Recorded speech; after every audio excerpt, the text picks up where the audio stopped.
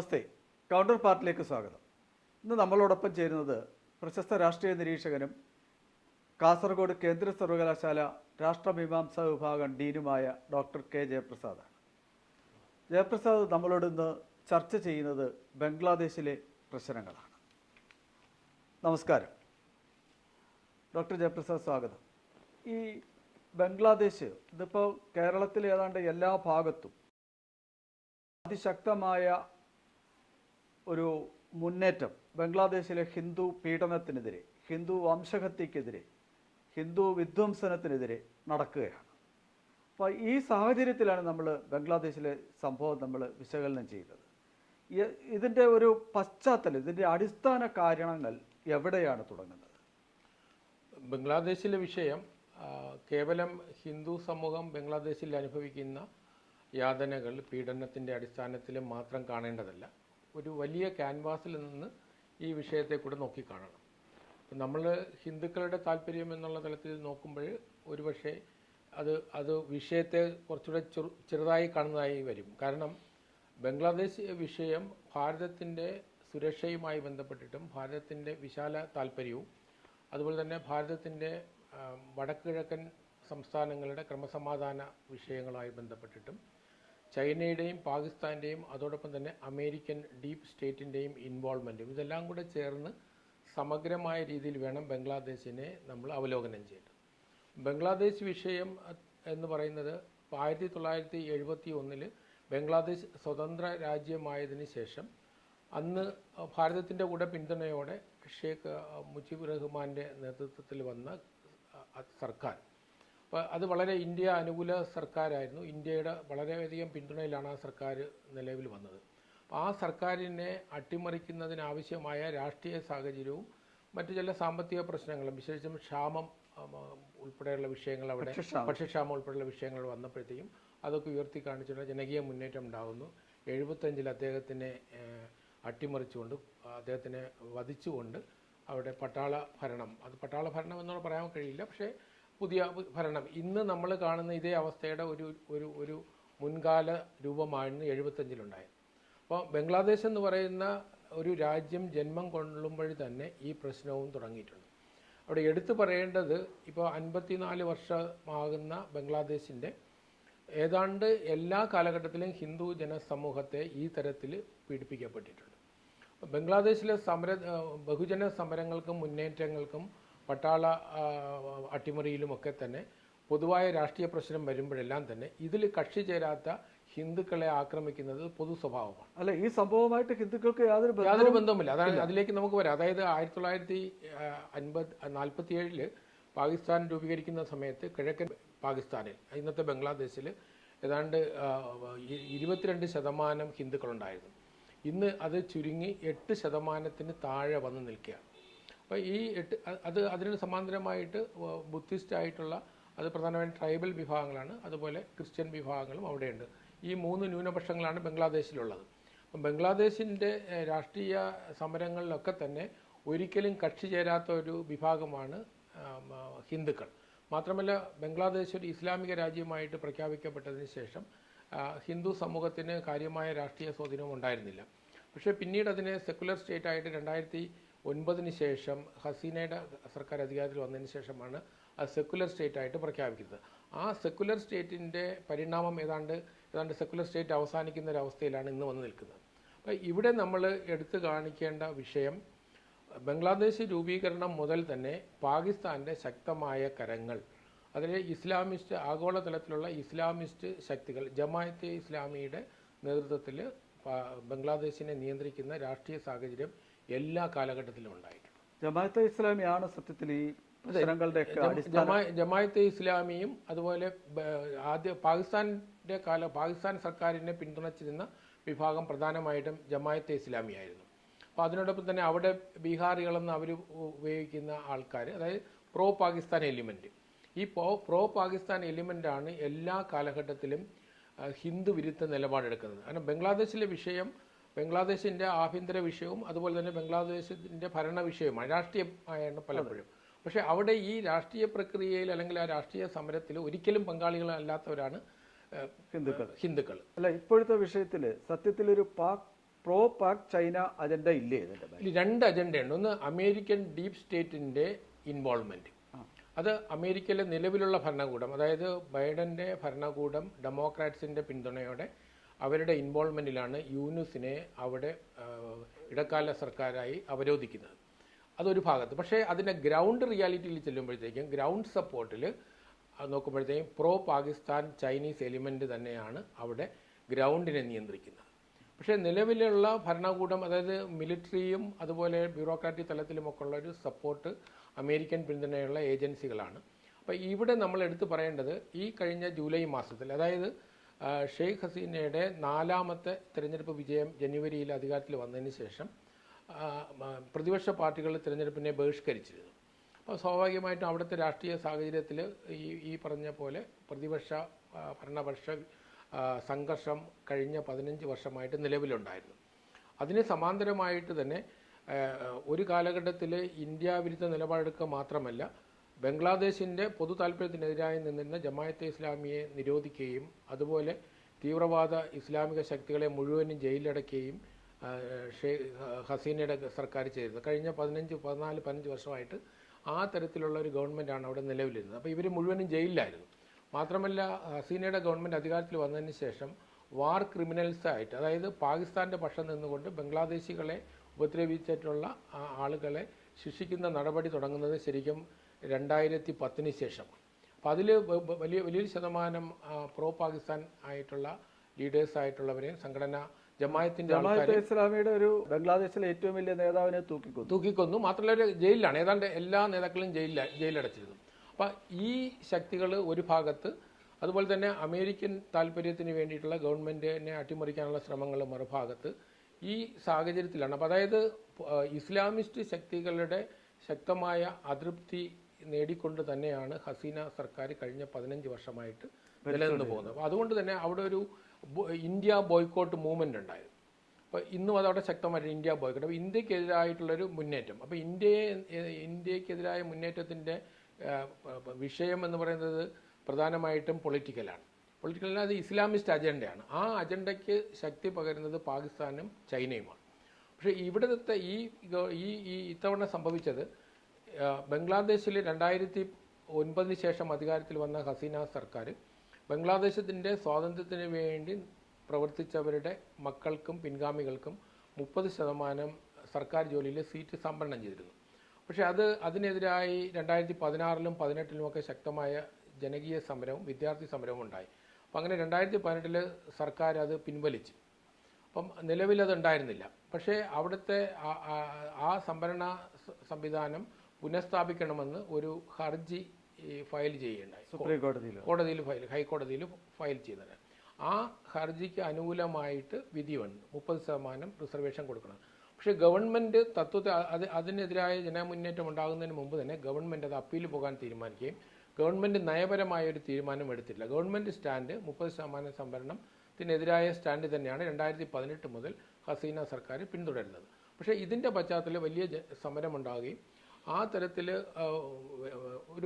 ഒരു ബാഹ്യ ശക്തികളുടെ ഇടപെടൽ കൊണ്ടാണ് ഇത്രയധികം ആക്രമമുണ്ടാകുന്നത്. ഇവിടെ നമ്മൾ എടുത്തു പറയേണ്ടത് CAA സമര സമയത്ത് ഇന്ത്യയിലെ ക്യാമ്പസുകളിൽ ഏതാണ്ട് ഇതുപോലുള്ള സാഹചര്യം ഉണ്ടാക്കാൻ ശ്രമിച്ചിരുന്നു. ഏതാണ്ട് അതേ ശക്തികൾ തന്നെയാണ് രണ്ടിടത്തും പ്രവർത്തിച്ചത്. മറ്റൊന്ന്, നമ്മൾ ഫാർമേഴ്സിൻ്റെ സമരം വന്നപ്പോഴും ഈ തരത്തിലൊരു ലാൻഡ് ഓർഡർ സൃഷ്ടിച്ചുകൊണ്ട് നമ്മൾ ശ്രദ്ധിച്ചു കഴിഞ്ഞാൽ അറിയാം, CAA സമരം ശക്തമായത് ഡൽഹിക്കും ചുറ്റുവട്ടത്തുമാണ്.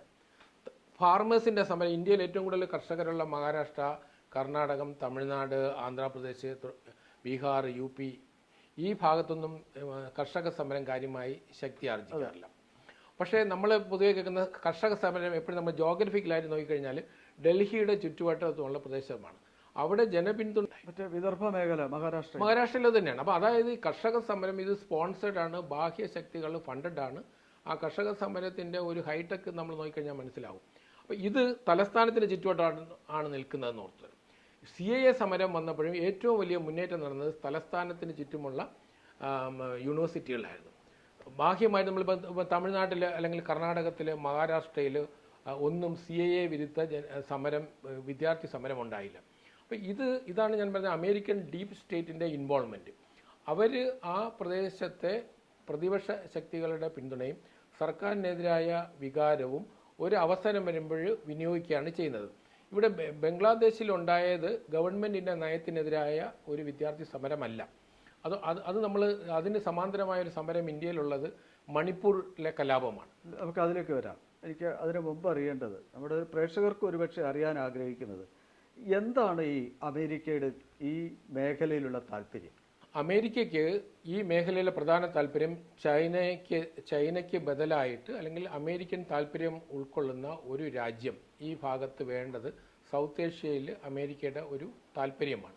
അത് ഒരു നീണ്ട കാലം, അപ്പോൾ 1947 മുതൽ ഏതാണ്ട് 2000 വരെ അമേരിക്ക വിശ്വസിച്ചിരുന്നത് പാകിസ്ഥാനായിരുന്നു. പക്ഷെ അമേരിക്കയിലെ തീവ്രവാദ ആക്രമണത്തെ തുടർന്ന് ബിൻ ലാഡന് പാകിസ്ഥാനിൽ തന്നെ അഭയം ഉണ്ടാകുകയും ചെയ്യുമ്പോൾ പാകിസ്ഥാൻ വിശ്വസിക്കാൻ കൊള്ളുന്ന ഒരു രാജ്യമല്ല എന്നൊരു തോന്നലുണ്ടായിരുന്നു. പൊതുവെ നമ്മൾ കാണുന്നത് അമേരിക്കൻ പിന്തുണ ഉണ്ടെങ്കിലും പാകിസ്ഥാനിൽ അമേരിക്കയുടെ താല്പര്യം കുറഞ്ഞു. അപ്പം മാത്രമല്ല, പാകിസ്ഥാൻ ഏതാണ്ട് പരിപൂർണമായിട്ടും ചൈനയുടെ ഒരു അടിമ രാജ്യം പോലെ ഒരു വാസൽ സ്റ്റേറ്റ് ആയിട്ട് മാറുകയാണ് ഉണ്ടായത്. അപ്പം ഇന്ന് പാകിസ്ഥാനെ നിയന്ത്രിക്കുന്നത് ചൈനയാണ്. അഫ്ഗാനിസ്ഥാനെയും ചൈന തന്നെയാണ് ഇന്ന് നിയന്ത്രിക്കുന്നത്. അപ്പം താലിബാൻ സർക്കാരിനെ ഔദ്യോഗികമായി അംഗീകരിച്ചുകൊണ്ട് തന്നെയാണ് ചൈന മുന്നോട്ട് പോകുന്നത്. അപ്പോൾ ആ ഒരു സാഹചര്യത്തിൽ അമേരിക്കയ്ക്ക് താല്പര്യമുള്ള ഒരു രാജ്യം, അപ്പം ഇന്ത്യ അനുകൂല നിലപാടെടുക്കുന്ന രാജ്യം അമേരിക്കയുടെ ഇൻട്രസ്റ്റിന് നിൽക്കുമെന്ന് അമേരിക്കയിലെ ഡീപ്പ് സ്റ്റേറ്റ്, കാരണം അമേരിക്കയിലെ ഡീപ്പ് സ്റ്റേറ്റിന് ഡീസ്റ്റെബിലൈസ് ചെയ്യാൻ താല്പര്യമുള്ളത് ഇന്ത്യയിലെ BJP ഭരണകൂടത്തെയാണ്. അപ്പോൾ ഇന്ത്യയിൽ BJP ഇതര ഭരണകൂടത്തെ പിന്തുണയ്ക്കുന്ന നയമാണ് അമേരിക്കൻ ഡീപ്പ് സ്റ്റേറ്റ് എല്ലാ കാലഘട്ടത്തിലും. അല്ല, ഈ ഡീപ്പ് സ്റ്റേറ്റ് നമ്മളെ കുറേ അക്കാഡമിക് മേഖലയിലുള്ള അല്ലെങ്കിൽ ഇത് പഠിക്കുന്നവരെ മാധ്യമപ്രവർത്തകർക്കും അധ്യാപകർക്കും മാത്രമേ അറിയുള്ളൂ. എന്താണ് ഈ ഡീപ്പ് സ്റ്റേറ്റ്? അതായത് നമ്മൾ ഗവൺമെൻറ്റിൻ്റെ തന്നെ ഔദ്യോഗിക നയത്തിന് ബദലായിട്ട് അല്ലെങ്കിൽ ഔദ്യോഗികമായ സപ്പോർട്ടിലൂടെ അനൗദ്യോഗികമായിട്ട് ഗവൺമെൻറ്റിൻ്റെ ഇൻ്റലിജൻസ് ഏജൻസികളെയും അതുപോലെ NGO പോലെയുള്ള ചില NGOകളെ ഫണ്ടഡ് ആയിട്ടുള്ള ഫണ്ട് നൽകിക്കൊണ്ട് ഈ രാജ്യത്തിൻ്റെ താല്പര്യം, അതായത് അവരുടെ താല്പര്യം എന്ന് പറഞ്ഞാൽ ഡയറക്റ്റ് കോളനൈസേഷൻ അല്ല. അപ്പോൾ അമേരിക്കൻ താല്പര്യമുള്ള സർക്കാരുകൾ നിലവിൽ വരിക, അമേരിക്കൻ താല്പര്യത്തിനനുസരിച്ചിട്ടുള്ള ഭരണകൂടങ്ങൾ നിലവിൽ വരിക. അപ്പോൾ രാജ്യം മാത്രമല്ല, രാജ്യത്തെക്കാൾ ഒരു ഭരണകൂടങ്ങൾ നിലവിൽ വരിക എന്നുള്ളത്. അപ്പോൾ അതുപോലെ തന്നെയാണ് സ്വയം ശാക്തീകരിക്കാൻ ശ്രമിക്കുന്ന രാജ്യങ്ങൾ. ഇപ്പോൾ നമ്മൾ ഏഷ്യൻ ഭൂഖണ്ഡത്തിൽ ചൈന ഇപ്പോൾ 2000 ആകുമ്പോൾ ചൈന ലോകത്തിലെ വൻ സാമ്പത്തിക ശക്തിയായി മാറിക്കഴിഞ്ഞു. അപ്പോൾ അതിന് തുടർന്ന് ഇന്ന് ചൈന ലോകത്തിലെ ഏറ്റവും വലിയ 2ാമത്തെ സാമ്പത്തിക ശക്തിയായി വന്നു. അപ്പോൾ അമേരിക്കയ്ക്ക് റഷ്യയേക്കാൾ ഉപരി ശീതകാല സമര കാലഘട്ടത്തിൽ റഷ്യയായിരുന്നു അമേരിക്കയ്ക്ക് ബദൽ. പക്ഷെ അന്ന് റഷ്യ സാമ്പത്തികമായി അമേരിക്കയ്ക്ക് ബദലായിരുന്നില്ല, മിലിറ്ററി തലത്തിലാണ് ബദലായിരുന്നത്. പക്ഷേ ചൈന സാമ്പത്തികമായിട്ട് ബദലാണ്. അപ്പം ചൈന എന്ന് പറയുന്ന ഒരു വൻ സാമ്പത്തിക ശക്തി, അത് മിലിറ്ററി ശക്തിയായി വരുന്നത് ചൈന വല്ലാതെ ഭയക്കുന്നുണ്ട്. അതുകൊണ്ട് തന്നെ ഇതിൻ്റെ ചുറ്റുവട്ടത്ത് അമേരിക്കയ്ക്ക് താല്പര്യമുള്ള ഭരണകൂടങ്ങൾ വരണം. മറ്റൊന്ന്, ഇന്ത്യയെ ഡീസ്റ്റെബിലൈസ് ചെയ്യുകയും നമ്മുടെ നോർത്ത് ഈസ്റ്റേൺ ബെൽറ്റിലൊരു ക്രിസ്ത്യൻ ഗവൺമെൻറ് അല്ലെങ്കിൽ ക്രിസ്ത്യൻ രാജ്യം രൂപീകരിക്കുക എന്നുള്ളതും അമേരിക്കൻ ഡീപ്പ് സ്റ്റേറ്റിൻ്റെ ഒരു ആവശ്യമാണ്. അവിടെയാണ് മണിപ്പൂർ പ്രസക്തം. മണിപ്പൂർ, മേഘാലയ, നാഗാലാൻഡ്, മിസോറാം ഈ രാജ്യങ്ങളുടെ ഈ സംസ്ഥാനങ്ങളിൽ ക്രിസ്ത്യൻ വിഭാഗങ്ങൾക്ക് മേൽക്കോയ്മയുണ്ട്. 80% മുകളിലവരാണ്. അതിൽ നാഗാലാൻഡും മിസോറാമിലും ഏതാണ്ട് 90 ഭൂരിപക്ഷം അവർ തന്നെയാണ്. അപ്പോൾ ഇതിൽ കോൺഗ്രസിൻ്റെ സർക്കാരിൻ്റെ സമയത്ത് തന്നെ പല മിഷണറിമാരെയും ഇന്ത്യയിൽ നിന്ന് പുറത്താക്കിയിട്ടുണ്ട്, നാട് കടത്തി. അതുപോലെ തന്നെ അരുണാചൽ പ്രദേശിൽ മതപരിവർത്തന നിരോധന നിയമം കൊണ്ടുവരുന്നത് കോൺഗ്രസിൻ്റെ സർക്കാരാണ്. അപ്പം നോർത്ത് ഈസ്റ്റ് എന്ന് പറയുന്നത് ഒരു ലാൻഡ് ലോക്ക്ഡ് ആയിട്ട്, നമ്മൾ മാപ്പ് പരിശോധിച്ച് കഴിഞ്ഞാൽ മനസ്സിലാവും, ലാൻഡ് ലോക്ക്ഡ് ആണ്. അപ്പോൾ വളരെ ഇന്ത്യയുടെ മെയിൻ സ്ട്രീം ഇന്ത്യയിൽ നിന്ന് നോർത്ത് ഈസ്റ്റിനെ നമുക്ക് പെട്ടെന്ന് മാറ്റിയെടുക്കാം. ഒരു ഇൻവോൾവ്മെൻറ്റ്, പൊളിറ്റിക്കൽ മിലിറ്ററി ഇൻവോൾവ്മെൻറ്റ് ഉണ്ടെങ്കിൽ വളരെ ഒരു ചെറിയ ഒരു ചിക്കൻ നെക്കായിട്ട് വരുന്ന സിലിഗുരി പ്രദേശം മാറ്റിക്കഴിഞ്ഞാൽ ഇത് കംപ്ലീറ്റ് കട്ട് ഓഫാണ്. അപ്പോൾ അതിനെ സംബന്ധിച്ചോളം ഇന്ന് ചൈനയുടെ താല്പര്യവും ഇത് തന്നെയാണ്. കാരണം ചൈന ഇന്ത്യയുടെ ഇപ്പോൾ സൗത്ത് ഏഷ്യയിലെ 8 രാജ്യങ്ങളിൽ ഏതാണ്ട് എല്ലാ രാജ്യങ്ങളിലും, ഭൂട്ടാൻ ഒഴിച്ചുള്ള എല്ലാ രാജ്യങ്ങളിലും ചൈന കൈയടക്കി കഴിഞ്ഞു. അഫ്ഗാനിസ്ഥാൻ, പാകിസ്ഥാൻ, മാൽദീവ്സ്, ശ്രീലങ്ക, അതുപോലെ മ്യാൻമാർ, നേപ്പാൾ, ഇത്രയും പ്രദേശങ്ങൾ ഇന്ന് ചൈനയുടെ കീഴിൽ തന്നെയാണ്. അപ്പോൾ തൈവാൻ പിടിച്ചടക്കാൻ ശ്രമം നടക്കും. അല്ല, തൈവാൻ വേറൊരു വിഷയമാണ്, ഈ സൗത്ത് ഏഷ്യയിൽ വരുന്നതല്ല. ഇവിടെ ഒരു വിഷയം വരുന്നത് നിലവിലുള്ള BJP നയിക്കുന്ന ഇന്ത്യ, അതായത് വൻ ശക്തിയായി കുതിക്കുന്ന ഇന്ത്യ കഴിഞ്ഞ 10 വർഷത്തിന് ശേഷം മൂന്നാമതൊരു ഭരണകൂടം വരുമ്പോൾ ഇത് ലോകം മുഴുവനും വളരെ സൂക്ഷ്മമായി നിരീക്ഷിക്കുന്നതാണ് ഇന്ത്യയുടെ വളർച്ച. ഒരു ജനാധിപത്യ ശക്തിയായിട്ട് വരുന്നൊരു രാജ്യം, സമസ്ത മേഖലയിലും വികസിച്ച് വരുന്ന രാജ്യമാണ് ഇന്ത്യ. അപ്പോൾ അതിനെ ഡീസ്റ്റെബിലൈസ് ചെയ്യാനുള്ള സ്വാഭാവികമായ ഒരു ശ്രമം അമേരിക്കൻ ഡീപ് സ്റ്റേറ്റിനെ പോലെ ചൈനയ്ക്കുമുണ്ട്. ബംഗ്ലാദേശ് എന്ന് പറയുന്നത്, എന്തുകൊണ്ടാണ് ബംഗ്ലാദേശ് ഇവിടെ വരുന്നത്? ബംഗ്ലാദേശിലെ നിലവിലെ ഭരണകൂടം ഇന്ത്യ രാജ്യത്തെ പൂർണ്ണമായിട്ടും പിന്തുണയ്ക്കുന്ന ഭരണകൂടമാണ്. അപ്പോൾ ഇന്ത്യയുടെ താല്പര്യങ്ങൾ, അതായത് അതുകൊണ്ടാണ് ഇന്ത്യ ബോയ്ക്കോട്ട് മൂവ്മെൻ്റാണ് മാൽദീവ്സിൽ നമുക്കറിയാം. ഈ കഴിഞ്ഞ ഇലക്ഷൻ നടക്കുമ്പോൾ മാൽദീവ്സിലും ഇന്ത്യ ബോയ്ക്കോട്ട് മൂവ്മെൻറ്റിലൂടെയാണ് അവിടെ തെരഞ്ഞെടുപ്പ് വിജയം നേടിയത്. ബംഗ്ലാദേശിലും ഇന്ത്യ ബോയ്ക്കോട്ട് മൂവ്മെൻറ്റിലൂടെ വരുന്നത്. അപ്പോൾ ഇവിടെ നമ്മൾ എടുത്തു പറയേണ്ടത്, ബംഗ്ലാദേശ് എന്ന് പറയുന്ന നിലവിലുള്ള ഹസീനയുടെ ഭരണകൂടം കഴിഞ്ഞ 15 വർഷമായിട്ട് ഇന്ത്യയെ വളരെ ഇന്ത്യയോട് അടുത്ത് നിന്ന് സഹകരിച്ചുകൊണ്ട് പ്രവർത്തിക്കുകയും മാത്രമല്ല ഇസ്ലാമിസ്റ്റ് ശക്തികളെ ഇപ്പോൾ ഇന്ത്യയിൽ പോലും ചെയ്യാത്ത തരത്തിലേക്ക് ശക്തമായ സമീപനമെടുക്കുകയും ജയിലിലടക്കുകയും വധശിക്ഷ ഉൾപ്പെടെ കൊടുക്കാൻ തയ്യാറാകുകയും ചെയ്തു. അതായത് 1968, 69, 70 കാലഘട്ടങ്ങളിൽ ബംഗ്ലാദേശിൽ നടത്തിയ ക്രൂരതയ്ക്കാണ് 2010 ശേഷം ശിക്ഷിക്കപ്പെട്ടത്. അപ്പോൾ ആ തരത്തിൽ പഴയ കേസുകളെല്ലാം തന്നെ പുറത്തെടുത്തുകൊണ്ട് ശക്തമായ നിലപാടെടുത്ത ഒരു സമീപനം. അപ്പോൾ ഇന്ത്യയും ബംഗ്ലാദേശും ഒരുപോലെ തന്നെ, ഇപ്പോൾ ബംഗ്ലാദേശ് നമ്മൾ എടുത്തു പറയേണ്ടത്, കഴിഞ്ഞൊരു 15-20 വർഷത്തെ ബംഗ്ലാദേശ് ചരിത്രം നോക്കിയാൽ സാമ്പത്തികമായിട്ട് സൗത്ത് ഏഷ്യയിൽ ഒരു റൈസിംഗ് സ്റ്റാർ എന്ന് പറയും. സൗത്ത് ഏഷ്യൻ രാജ്യങ്ങളും 8 രാജ്യങ്ങളടങ്ങുന്ന സൗത്ത് ഏഷ്യയിൽ ഒരു സാമ്പത്തിക ശക്തിയായിട്ട് ഇന്ത്യയെ മാറ്റി നിർത്തി കഴിഞ്ഞാൽ ബാക്കിയെല്ലാം താരതമ്യേന ചെറിയ രാജ്യങ്ങളാണ്. അതിൽ ബംഗ്ലാദേശാണ് ഏറ്റവും ശക്തമായ സാമ്പത്തിക ശക്തിയായിട്ട് വളർന്നു വരുന്നത്. ഈ നിലവിലുള്ള ഈ സമരം ബംഗ്ലാദേശിൻ്റെ സാമ്പത്തിക വളർച്ചയെ ശരിക്കും അത് തകർത്ത് കളയും. അപ്പോൾ ആ ബംഗ്ലാദേശിനെ സാമ്പത്തികമായി തകർക്കുക എന്നുള്ളത് ബംഗ്ലാദേശിലെ ഇസ്ലാമിസ്റ്റ് ശക്തികളുടെ പ്രധാന ലക്ഷ്യവുമാണ്. അല്ല, പക്ഷെ സ്വന്തം രാഷ്ട്രം നശിക്കണമെന്ന് ആഗ്രഹിക്കുന്ന ഈ ഇസ്ലാമിക ജിഹാദി ഫണ്ടമെന്റലിസ്റ്റുകൾ അവരെന്താണ് ഇതുകൊണ്ട് ലക്ഷ്യമിടുന്നത്? അല്ല, അത് ഇസ്ലാമിസ്റ്റുകൾ, അപ്പം ഇസ്ലാമിക മൗലികവാദത്തിനെ നമ്മൾ പരിശോധിച്ച് കഴിഞ്ഞാൽ, നിങ്ങൾ ഏത് സ്വർഗരാജ്യം, ജനാധിപത്യപരമായ ഒരു സ്വർഗരാജ്യം അവർക്ക് സംഭാവന ചെയ്താൽ അവർ സാറ്റിസ്ഫൈഡ് ആകില്ല. അവർക്ക് ദൈവരാജ്യം തന്നെ വരണം. അതുകൊണ്ടാണ് അഫ്ഗാനിസ്ഥാനിലെ ദൈവരാജ്യം എന്ന് വെച്ചാൽ ഇസ്ലാമിക രാജ്യം. അപ്പോൾ അഫ്ഗാനിസ്ഥാനിൽ ഇസ്ലാമിക ഭരണകൂടമായിരുന്നു.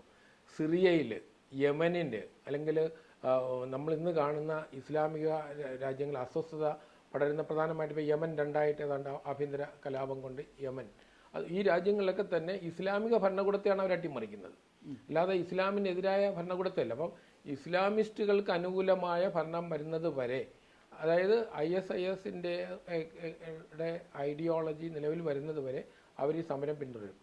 നമ്മൾ പറയുന്ന വികസനം എന്ന് പറയുന്നത് അവരെ സങ്കല്പത്തിലുള്ളതല്ല, അത് അവരുടെ അജണ്ടയിലുള്ളതല്ല. അവർക്ക് കൺട്രോളുള്ള ഭരണകൂടം വരുന്നത് വരെ അവരതിനെ മുന്നോട്ടല്ല. അവരുടെ വികസനത്തിന്റെ അജണ്ട ഇപ്പോഴും ഹൂറികളിലും അല്ല, അവിടെ വികസനം കോൺസെപ്റ്റ് വരുന്നില്ല. മതരാഷ്ട്രത്തിൽ വികസനം വരുന്നില്ലല്ലോ. അപ്പം അവിടെ അവരുടെ മതഭരണമാണ് ഉദ്ദേശിക്കുന്നത്. അത് വികസനം എന്ന് പറയുന്ന ഒരു അജണ്ട എന്ന് പറയുന്നത് നമ്മൾ പറയുന്ന ആധുനിക സങ്കല്പമാണ്. അപ്പം സ്വാഭാവികമായിട്ടും വികസിത രാജ്യങ്ങളിൽ മതം ദുർബലമാവും. അപ്പം നമ്മൾ യൂറോപ്യൻ സമൂഹത്തിൽ എടുത്തു കഴിഞ്ഞാൽ ഒരു കാലഘട്ടത്തിൽ ക്രിസ്ത്യൻ സഭകൾക്കും അത് വളരെ ശക്തമായ സ്വാധീനമുണ്ടായിരുന്നു. ഇന്നും ക്രിസ്ത്യൻ സഭകൾ അവിടെ ഉണ്ടെങ്കിലും മതപരമായി യൂറോപ്യൻ രാജ്യങ്ങളിൽ ദുർബലമായി. കാരണം വികസനം വന്നപ്പോൾ ജനങ്ങൾ അവൻ്റെ ഭൗതിക വളർച്ചയ്ക്കായിരിക്കും കൂടുതൽ ഊന്നൽ കൊടുക്കുന്നത്. അപ്പോൾ അത്തരം ഒരു ക്ഷേമരാഷ്ട്ര സങ്കല്പം ഇസ്ലാമിസ്റ്റുകൾക്കില്ല. അപ്പോൾ അതുകൊണ്ട് ബംഗ്ലാദേശിൻ്റെ ഭൗതിക പുരോഗതിയെ അട്ടിമറിക്കുക എന്ന് പറയുന്നത് ഇസ്ലാമിസ്റ്റ് അജണ്ടയാണ്. പക്ഷേ ഈ ഇസ്ലാമിസ്റ്റ് അജണ്ട അവിടെ വർക്ക് ചെയ്യുന്നത്, അതായത് പാകിസ്ഥാൻ പിന്തുണയിൽ തന്നെയാണ് ഇത് വർക്ക് ചെയ്യുന്നത്. അതിന് സമാന്തരമായിട്ട് ചൈനയുടെ പിന്തുണയുമുണ്ട്. പക്ഷേ അമേരിക്കയുടെയും ചൈനയുടെയും ഇൻട്രസ്റ്റ് അവിടെ ഒന്നിച്ചല്ല വർക്ക് ചെയ്യുന്നത്. പക്ഷേ ചൈന ആണ് ഇതിൻ്റെ ഗ്രൗണ്ടിനെ നിയന്ത്രിക്കുന്നത്. അത് നമ്മൾ ശ്രീലങ്കയിലും മാലദ്വീപ്സിലും അതുപോലെ നമുക്ക് നേപ്പാളിലും നമുക്കത് ഒരുപോലെ തന്നെ തിരിച്ചറിയാൻ പറ്റും. അതുപോലെ മ്യാൻമാർ എന്ന് പറയുന്നത് കഴിഞ്ഞ 40-50 വർഷമായിട്ട് മ്യാൻമാർ ഈ അവസ്ഥയിൽ തുടരുന്നതിൽ ചൈനയുടെ ഒരു വലിയൊരു താല്പര്യമാണ്. കാരണം ഐക്യരാഷ്ട്ര സംഘടനയ്ക്ക് മ്യാൻമാറിൽ ഇടപെടാൻ കഴിയാത്തത് സെക്യൂരിറ്റി കൗൺസിൽ ഈ വിഷയം വരികയാണെങ്കിൽ ചൈന വീറ്റോ ചെയ്യും. ഈ ചൈന പാക് അച്ചുതണ്ട് അതിനെ അമേരിക്ക പിന്തുണയ്ക്കുന്ന സാഹചര്യം എങ്ങനെയാണ്? അല്ല, ഇവിടെ അമേരിക്കയെ നമ്മൾ ഒന്നായിട്ട് കാണണ്ട. അമേരിക്കൻ സർക്കാരിന് ഇപ്പം ഞാൻ മനസ്സിലാക്കുന്നത് ഈ ഇന്നത്തെ ഈ ബംഗ്ലാദേശിലെ ഹിന്ദു വിരുദ്ധ കലാപം ത്തിനെതിരെ ഏറ്റവും ശക്തമായ നിലപാടാണ് ട്രംപ് എടുത്തിട്ടുള്ളത്. ട്രംപ് എടുത്തു. മാത്രമല്ല ബ്രിട്ടീഷ് പാർലമെന്റിലും ശക്തമായ മുൻ ആഭ്യന്തര സെക്രട്ടറി അതിശക്തമായ രീതിയിൽ അപലപിച്ചുകൊണ്ടാണ്. ആ തരത്തിൽ ഇത് അന്തർദേശീയ തലത്തിൽ ഇപ്പം ഇതുപോലെ ഇപ്പോൾ ഈ ബംഗ്ലാദേശിൽ നമ്മൾ എടുത്തു പറയേണ്ട കഴിഞ്ഞ നവംബർ 26 ഇസ്കോണിൻ്റെ മുൻ അദ്ദേഹത്തിനെ 2 മാസം മുമ്പ് അവർ പുറത്താക്കിയിരുന്നു. അപ്പം ചിന്മയ കൃഷ്ണദാസ്, അപ്പോൾ അദ്ദേഹത്തിൻ്റെ അറസ്റ്റും, അപ്പോൾ അതിവിടെ നമ്മൾ എടുത്തു പറയേണ്ട ഒരു വിഷയം, ഈ ചിന്മയദാസിനെ അറസ്റ്റ് ചെയ്യുന്നതിന് കാരണമായത് ബംഗ്ലാദേശ് പതാകയുടെ മുകളിൽ കാവി പതാക വെച്ചു എന്നുള്ള കുറ്റത്തിലാണ് അദ്ദേഹത്തിനെ അറസ്റ്റ് ചെയ്തത്. മറ്റ് രാജ്യദ്രോഹപരമായ ഒരു കാര്യവുമോ ഒരു നടപടിയോ ഭാഗത്തുണ്ടായിട്ടില്ല. അങ്ങനെ ഇല്ല. അപ്പം ഒരു പതാക കെട്ടിയതിൽ അല്പം ഉയരത്തിലാണ് പതാക എന്നുള്ളതാണ് അദ്ദേഹത്തെ അറസ്റ്റ് ചെയ്യാനായിട്ട് കാരണമാണ്. അതിന് പ്രധാനമായ കാരണം അദ്ദേഹം ഹിന്ദു സമാജത്തെ അവിടെ സംഘടിപ്പിക്കുന്നതിൽ പ്രധാന റോൾ എടുത്തിട്ടുണ്ട്. കഴിഞ്ഞ കുറേ വർഷങ്ങളായിട്ട് അദ്ദേഹം ഹിന്ദു സമാജത്തെ ഇപ്പം സനാതന ജാഗരൺ മഞ്ച് എന്നുള്ള പേരിൽ പ്രധാനമായിട്ടും ചിറ്റഗോങ് മേഖലയിലും മറ്റുമൊക്കെ ഇതിന് വളരെയധികം മുന്നേറ്റമുണ്ടായി.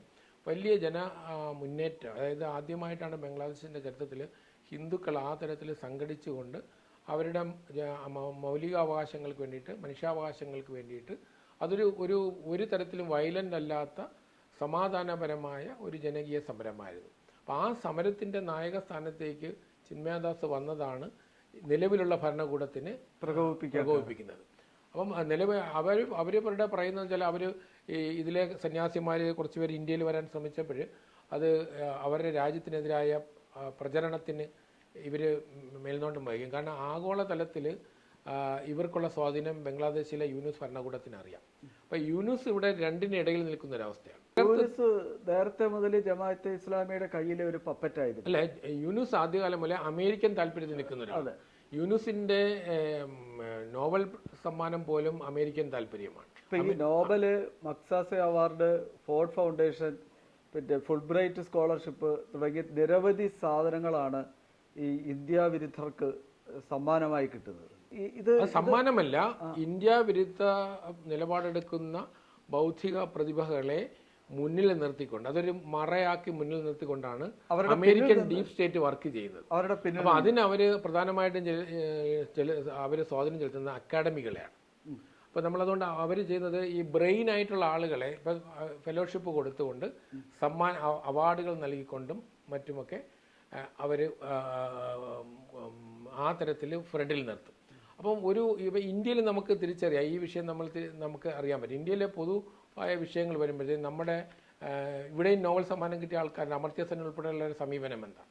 അപ്പോൾ രാജ്യത്തിൻ്റെ താല്പര്യമാണോ അമർത്യ സെൻ പല സമയത്ത് എടുത്തിട്ടുള്ളത്? ഇപ്പോൾ നോട്ട് നിരോധനം ഉൾപ്പെടെയുള്ള സമയത്ത് ഒരു എക്കണോമിസ്റ്റ് എന്ന തലത്തിൽ, അപ്പോൾ 2017 നോട്ട് നിരോധന സമയത്ത് പറഞ്ഞ അദ്ദേഹത്തിൻ്റെ കാഴ്ചപ്പാട് 2024 നിന്ന് നമ്മൾ പരിശോധിക്കുമ്പോൾ അമർത്യ സെൻ ശരിയായിരുന്നോ തെറ്റായിരുന്നോ എന്നൊക്കെ ഒന്ന് വിലയിരുത്താൻ കഴിയും. അപ്പം ഇതുപോലെയുള്ള പ്രതിഭകളെ മുന്നിൽ നിർത്തിക്കൊണ്ട് തന്നെയാണ് അമേരിക്കൻ ഡീപ് സ്റ്റേറ്റ് വർക്ക് ചെയ്യുന്നത്. അതൊരു കവചമാണ്. അല്ല, ഒരു പൊളിറ്റിക്കൽ ക്വസ്റ്റ്യൻ അല്ല, അല്ലാണ്ട് ചോദിക്കുകയാണ്, എന്തുകൊണ്ടാണ് നമ്മുടെ ബുദ്ധിജീവികൾ ഇങ്ങനെ കുറച്ച് വെള്ളിക്കാശുകൾക്ക് വേണ്ടി ഈ രാജ്യത്തെ ഒറ്റിക്കൊടുക്കാൻ തയ്യാറാകുന്നത്? അല്ല, അത് നമ്മുടെ ഒരു ഇന്ത്യ രാജ്യത്തെ സംബന്ധിച്ചിടത്തോളം നമ്മളൊരു നീണ്ട കാലം, ഏതാണ്ട് 1000 വർഷം കോളനി ഭരണത്തിൽ നിന്ന് അടിമത്വം പേറിയ ഒരു ജനസമൂഹം ജാതിപരമായിട്ട് ഒരുപാട് വിവേചനങ്ങൾ നേരിട്ടു. ഭരണപരമായിട്ട് തന്നെ നൂറുകണക്കിന് ചെറിയ ചെറിയ പ്രിൻസിപ്പാലിറ്റീസാണ്. അപ്പം സ്വാതന്ത്ര്യം കിട്ടുമ്പോഴും ബ്രിട്ടീഷ് ഇന്ത്യ അല്ലാതെ 560 നാട്ടുരാജ്യങ്ങളുണ്ടായിരുന്നു.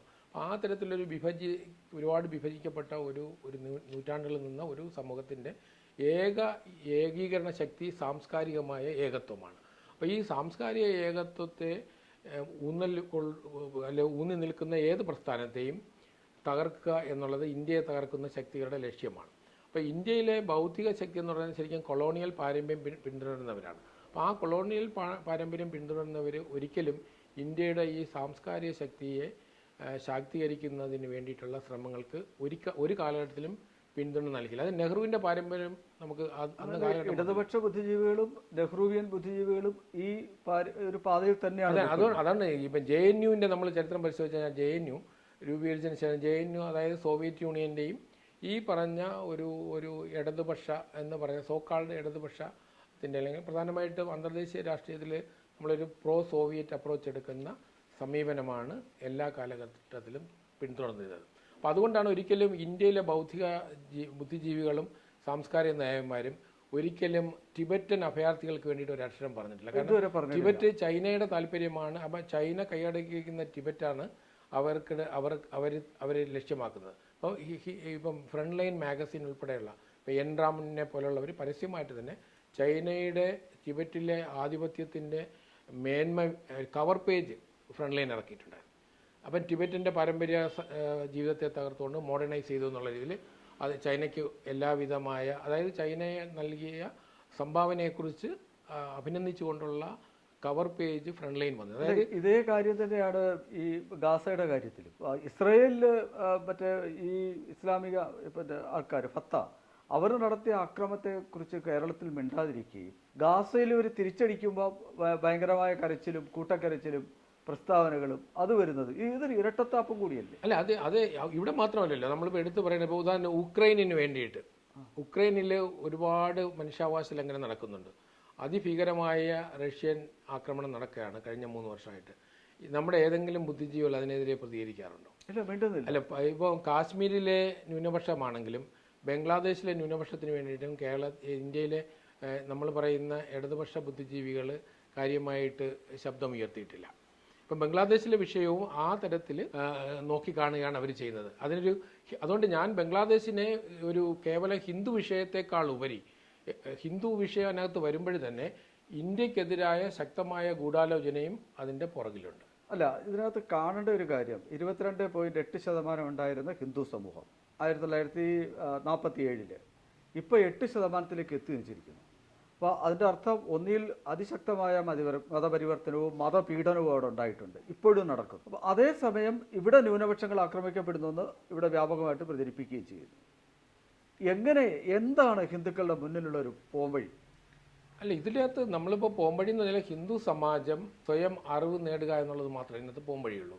കാരണം ഹിന്ദുക്കൾ സംഘടിക്കാത്തത് കൊണ്ടാണ് സ്വാഭാവികമായിട്ടും ഇത്തരം പ്രചരണത്തിന് പോപ്പുലാരിറ്റി കിട്ടുന്നത്. അപ്പം നമ്മൾ അവിടെയാണ് നമ്മളിപ്പോൾ ഉദാഹരണത്തിന് ബംഗ്ലാദേശിലെ ഹിന്ദുക്കളുടെ ഒരു വിഷയത്തെ നമ്മുടെ പാർലമെൻറ്റിൽ അറിയപ്പെടുന്ന ആളുകൾ ഉൾപ്പെടെ പല സോഷ്യൽ മീഡിയയിലും നമ്മൾ ദേശീയ നേതാക്കൾ ഉൾപ്പെടെ ഉള്ളവരും ഇന്ത്യയിലെ ഏതെങ്കിലും ചെറിയ സംഭവത്തിനെ വെച്ചുകൊണ്ട് ആദ്യം നിങ്ങൾ ഇന്ത്യയിലെ ന്യൂനപക്ഷത്തിൻ്റെ കുറിച്ച് ചിന്തിക്കും. ഇവിടെ ഭരണഘടനാപരമായിട്ട് തന്നെ പ്രത്യേക അവകാശങ്ങളും ഇന്ത്യയിലെ ഭൂരിപക്ഷത്തിനില്ലാത്ത അവകാശങ്ങൾ മൗലിക അവകാശങ്ങളായിട്ട് 29-30 ആർട്ടിക്കിളിലൂടെ ഇന്ത്യയിലെ ന്യൂനപക്ഷ അവകാശം മാത്രമല്ല അവരുടെ സിവിൽ നിയമം അവരുടെ മത നിയമത്തെ തന്നെയാണ് സിവിൽ നിയമമായിട്ട് നമ്മൾ അംഗീകരിച്ചിട്ടുള്ളത്. ഇപ്പോൾ ചില നിയന്ത്രണങ്ങൾ ട്രിപ്പിൾ ടലാക്കിന് അടുത്ത കാലത്ത് വന്നെങ്കിലും മറ്റെല്ലാ കാര്യത്തിലും മതനിയമം തന്നെയാണ് സിവിൽ നിയമം.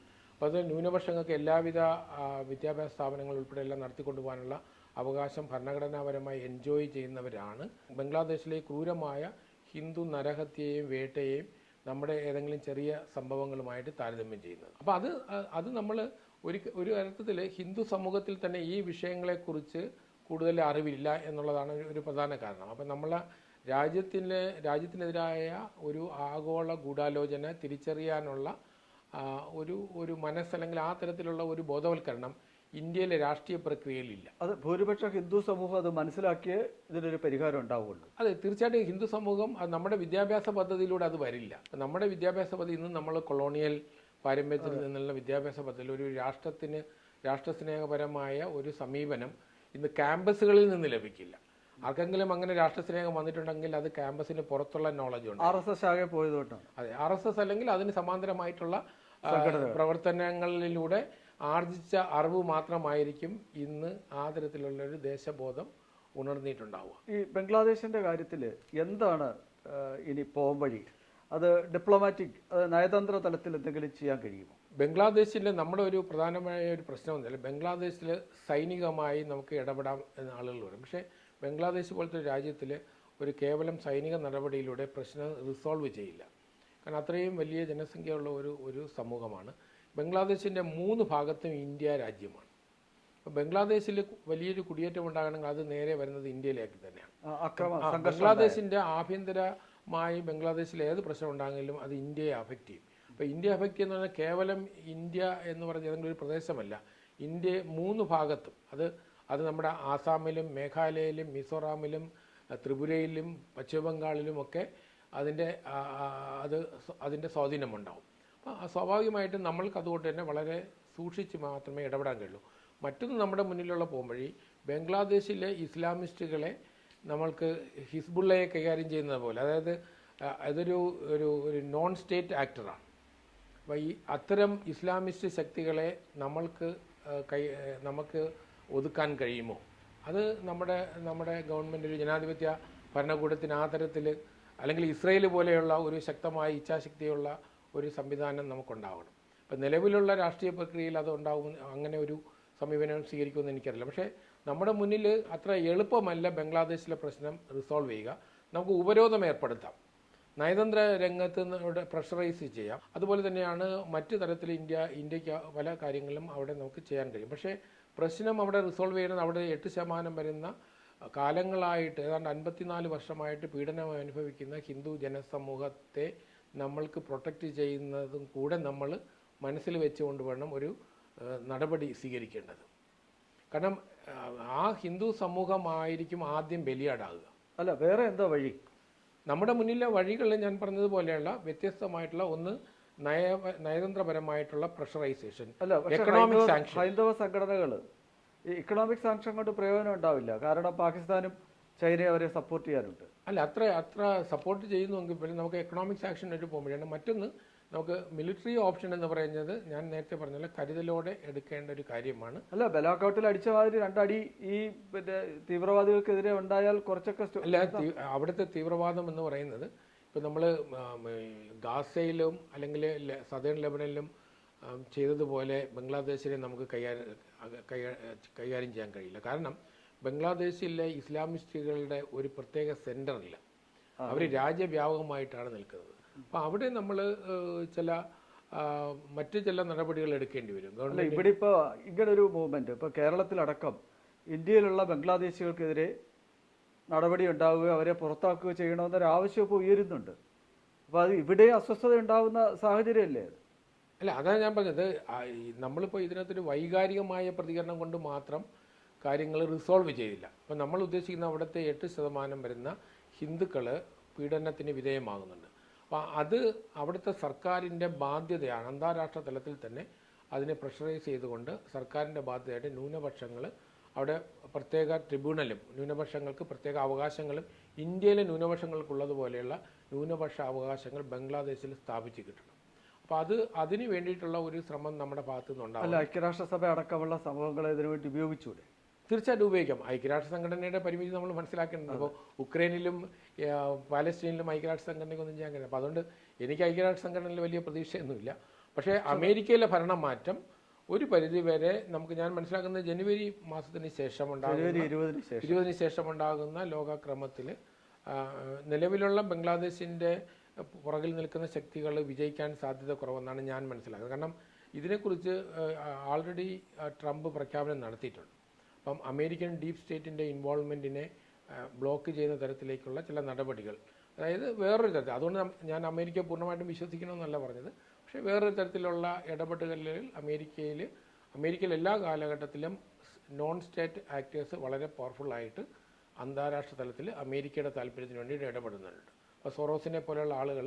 അപ്പോൾ ഇന്ത്യയിലെ രാഷ്ട്രീയ പാർട്ടികൾ, ഞാൻ നേരത്തെ സൂചിപ്പിച്ചതാണ്, ഇന്ത്യയിലെ രാഷ്ട്രീയ പാർട്ടികളെയും ഇന്ത്യയിലെ സമരങ്ങളെയും ഒക്കെ നിയന്ത്രിക്കാൻ കഴിയുന്ന തരത്തിലേക്ക് ആഗോളതലത്തിൽ അവർക്ക് കഴിയും. പക്ഷേ നരേന്ദ്രമോദി സർക്കാർ കഴിഞ്ഞ 10 വർഷമായിട്ട് ചില ശക്തമായ നടപടികൾ, വിശേഷിച്ചും വിദേശ പണം, അതായത് ഒരു ഫോറിൻ ഫണ്ട് വരുന്നതിന് ചില നിയന്ത്രണങ്ങൾ വരുത്തിയതാണ് ഇന്ത്യയിൽ ഒരു പോസിറ്റീവായ ഒരു സമീപനം. ഹവാല മാത്രമേ നടക്കുള്ളൂ. അപ്പോൾ അത് ഒരു പ്രധാന മുന്നേറ്റമാണ്. ഇന്ത്യയിൽ ഒരു പരിധിവരെ നമ്മൾ ഇത്തരം മൂവ്മെൻറ്റുകൾ ശാക്തീകരിക്കാതെ പോകുന്നതിൻ്റെ പ്രധാന കാരണം അതിൻ്റെ ഫണ്ടിങ് കുറഞ്ഞതാണ്. അപ്പോൾ നമ്മളതുകൊണ്ട് ബംഗ്ലാദേശിന് വേണ്ടിയിട്ടൊരു പാക്കേജ് വേണ്ടി വരും. സാമ്പത്തിക രംഗത്ത്, നയതന്ത്ര രംഗത്ത് പ്രഷർ ടാക്ടിക്സിലൂടെ അല്ലാതെ തന്നെ ഇൻ്റലിജൻസിലൂടെ നമ്മൾ ചില കാര്യങ്ങളൊക്കെ ചെയ്യേണ്ടി വരും. പക്ഷേ ഒരു ഏതെങ്കിലും ഒരു സെൻട്രൽ കേന്ദ്രീകരിച്ചുള്ള സൈനിക നടപടിക്ക് ഇവിടെ പ്രസക്തിയില്ല എന്നുള്ളതാണ്. ഓക്കെ, വ്യക്തമാണ്. തീർച്ചയായും ബംഗ്ലാദേശിൽ എന്താണ് നടക്കുന്നത്? ബംഗ്ലാദേശിൽ 22% ഉണ്ടായിരുന്ന ഹിന്ദുക്കളുടെ വംശഹത്യ കാരണം അവർ 8% കുറഞ്ഞത് ഇന്ന് അഭിമുഖീകരിച്ചുകൊണ്ടിരിക്കുന്ന ഗുരുതരമായ, ലോകത്തെ ഒരു രാഷ്ട്രത്തിലും നടക്കാത്ത ഭീതിതമായ ആ ഹിന്ദു വംശഹത്യ, അതിൻ്റെ വിശദാംശങ്ങളാണ് നമ്മൾ ഈ ചർച്ചയിൽ തുറന്നു കാട്ടിയത്. തീർച്ചയായും പരിവർത്തനമുണ്ടാകും.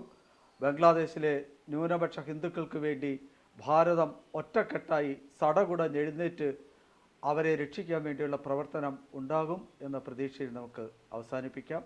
മറ്റൊരു വിഷയവുമായി വീണ്ടും കാണാം. നന്ദി, നമസ്കാരം.